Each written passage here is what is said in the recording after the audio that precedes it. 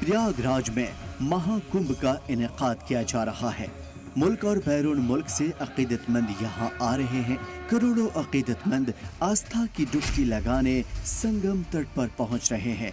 लेकिन महाकुंभ में मुस्लिमों की एंट्री पर बैन को लेकर छिड़ा घमासान और तेज हो गया है।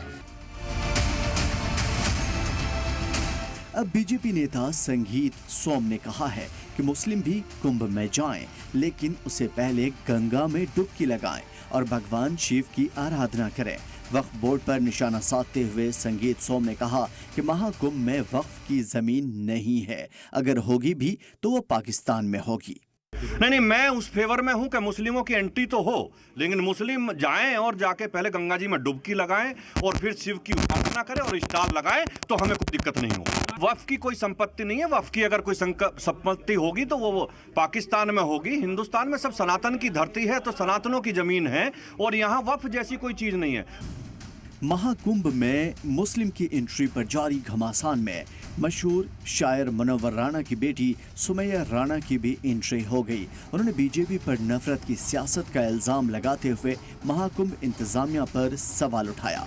सुमैया का इल्जाम है कि बीजेपी मुसलमानों से मुक्त कुंभ बनाना चाह रही है। हमारे समय में जब समाजवादी पार्टी की सरकार थी और आजम खान साहब उसके जिम्मेदार थे, एक बड़ा और बहुत सफल कुंभ हुआ था और हमने उस कुंभ को सफल बनाने में कहीं पे नफरत का इस्तेमाल नहीं किया था। लेकिन भारतीय जनता पार्टी क्योंकि नफरत के आधार पर ही खड़ी हुई है, तो वो इस तरीके की बातें करके सिर्फ लोगों के बीच खाई बढ़ाने की कोशिश कर रही है। इसी बीच समाजवादी पार्टी के सदर अखिलेश यादव के भी एक बयान से घमासान छिड़ा। उन्होंने बीजेपी को घेरते हुए कहा कि कुछ लोग कुंभ में पाप को धोने जा रहे हैं। कुंभ में जाने की जो परंपरा है वो कई मायनों में कई तरीके से परंपराएं हैं।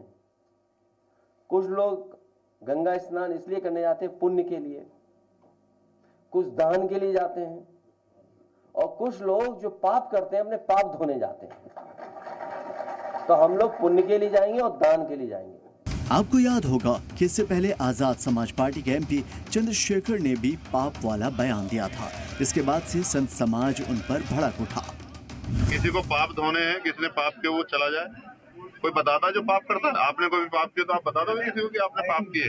मेरा ये कहना है, हम इस देश में उन लोगों के लिए रोटी, कपड़ा, मकान, बुनियादी सुविधा और सम्मान की लड़ाई लड़ रहे हैं जिनको हजारों साल तक जाति, धर्म, संप्रदाय के नाम पर अपमानित किया गया।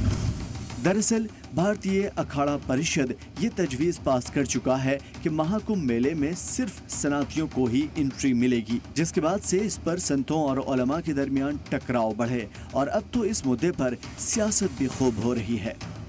ब्यूरो रिपोर्ट, सलाम टीवी।